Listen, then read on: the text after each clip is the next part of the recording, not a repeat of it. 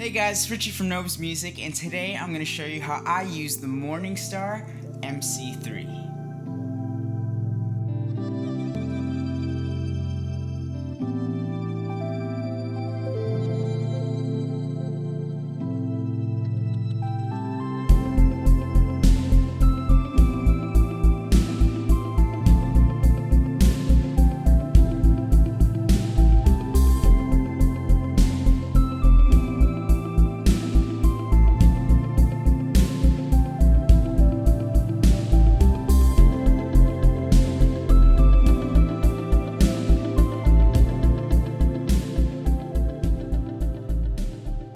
So the MC3 is Morningstar's smallest, most compact MIDI controller, and as you can see, it's pretty much the size of your average pedal. So it'll save you some space and fit exactly where you need it to. Right away you see it has 3 switches, A, B, and C. And the cool thing is it has multi-press functions, meaning when you use a switch you can either do a single press, double press, or long press. And that works for each button. As well as using 2 buttons at the same time, you can use it with your foot, CB or AC, even AB does something, and I'm going to show you guys in a bit what that looks like. Right away you have your MIDI outputs. This actually has 4 Omni ports by a 3.5mm TRS cable, which you can use an adapter to accommodate those normal 1/4-inch TRS cables. So you have 4 of them, and then inside you have dip switches to change how the MIDI is communicated. Some pedals do it with the ring or the tip, and so this allows you to use any pedal by any company that receives MIDI, regardless of how it's communicated. Next you have an expression jack for expression pedals, or you can use an auxiliary switch to switch between banks, which is what I do, and I'll show you that in a second.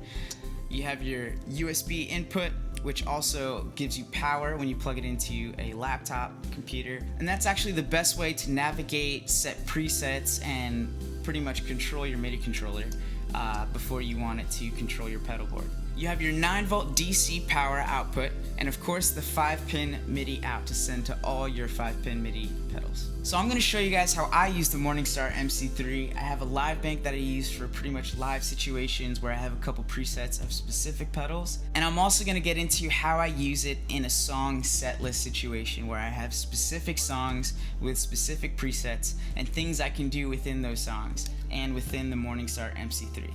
Let's check it out. Alright, so here's the Morningstar MC3 on my current pedal board setup. As you can see, it's right in the middle of my pedal board, and it's the brains of this whole operation. I'm actually amazed at how such a small pedal can do so much. And today I'm using my Veritas Guitars Portlander and the Walrus Audio ACS1 as my amp simulator. So here I'm on my first bank. This is like my live mode. I'm basically only controlling the R1 reverb and the D1 delay, as well as some tap features, as you can see on the C switch. Towards the bottom right, I also have an auxiliary switch that I switch from bank to bank. Bank 2, bank 3, 4, so on and so forth, and I can bank back down whenever I want. So switch C labeled tap is pretty much self-explanatory. This is my tap tempo for live settings. Whenever I don't have a specific BPM, I just need to tap and go. So for delay, I pretty much just use 3 specific presets. I have an analog preset, a dotted eighth that's pretty strong, and then a dual delay in stereo that has 1/4 note on the left and dotted eighth on the right. So when I click the D1 setting on switch B, that's going to switch red, and that's going to be my analog setting.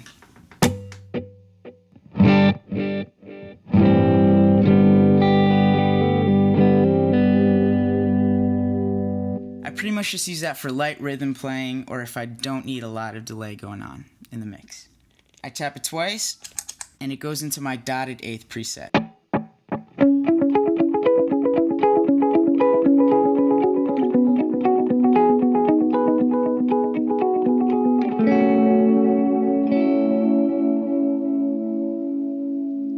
In my third preset, hold down the switch, light turns blue, and this is my dual delay setting.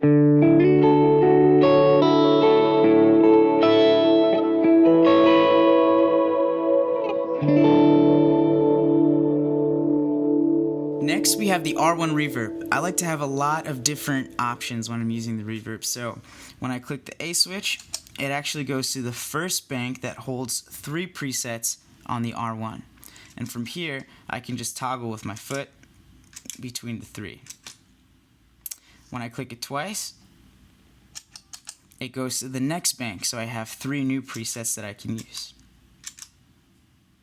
And then when I hold it, it goes to a really cool specific preset that I love. It's pretty much a really wet spring reverb.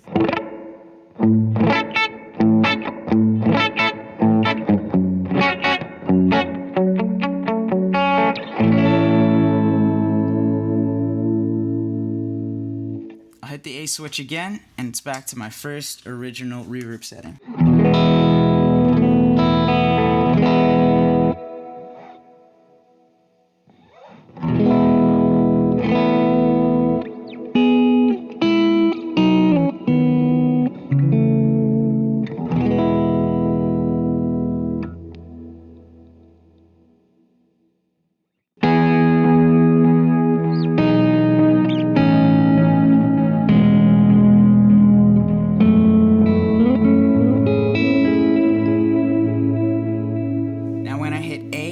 Together at the same time, it toggles to the next page within that same bank where you have 3 other presets. So A goes back to the live mode, B goes to a specific set list in a specific bank, and then C, I get to control the BPM. So let's say if I'm at a studio recording, or I'm somewhere where I know I need a specific BPM on the fly. So right away it goes to Midi Clock, which is what I programmed on the editor online. I can select a specific BPM, either scrolling up, down, or I can tap. And once I like where I'm at, click C and B together, and that saves the preset.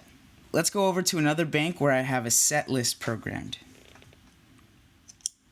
So here on bank 2, I have 2 songs as well as a tap that I can tap on the fly whenever I need.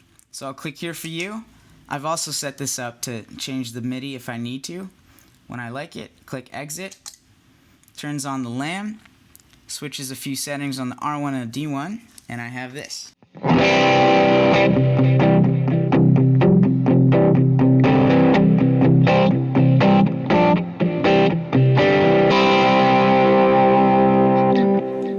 Switch to one stop now. Gives me another option. Exit. Lamb turns off. Changes totally different settings on the R1 and the D1.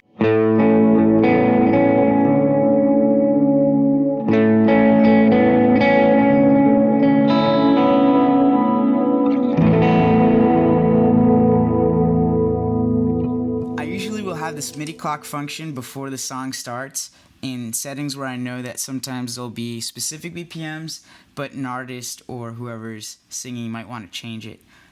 So I'll have that just in case. Let's go ahead and shoot over to bank 3. Now I have 3 different songs in the set list: Glorious, Battles, and Forever. So this is a setting where I know that the BPMs are going to be set. The tempo is not going to change, and I know what I program is how it's going to be live. So I'll click on Glorious, lamb turns on, D1's on, R1, specific BPM, we're all set to go.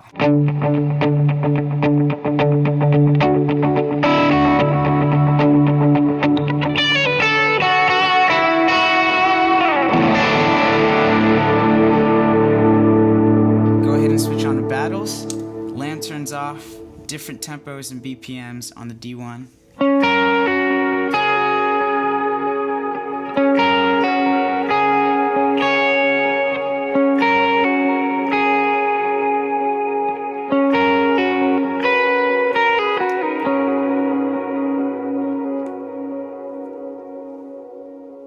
Now sometimes you're in a situation where you need different presets within one song, and the cool thing about the Morningstar MC3 is that they have a setting where a switch can take you to a different bank where you can store different presets for a specific song.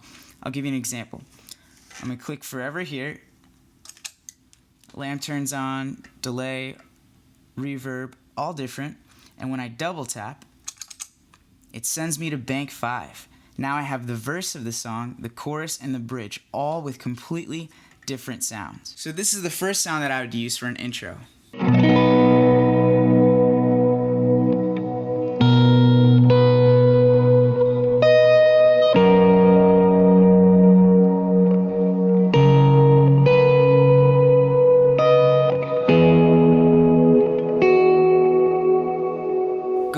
switch on to verse 1, turns off the lamb overdrive, and changes the D1 delay to a more subtle delay for the verse.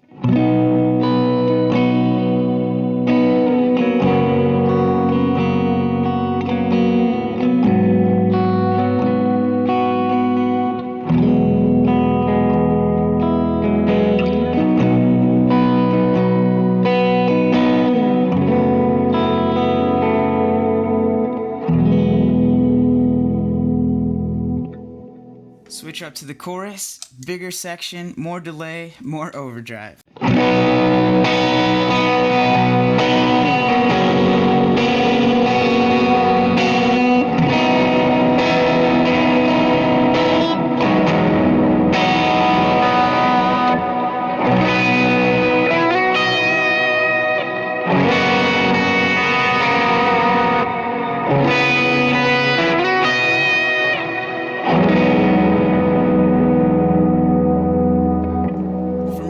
Go on to an instrumental.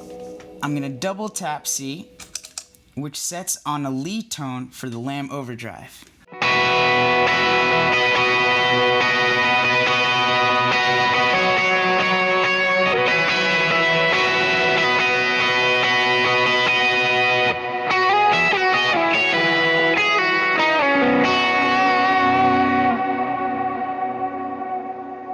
Then the song comes down, I go ahead and click bridge, turns off the lead tone, and we're in another section.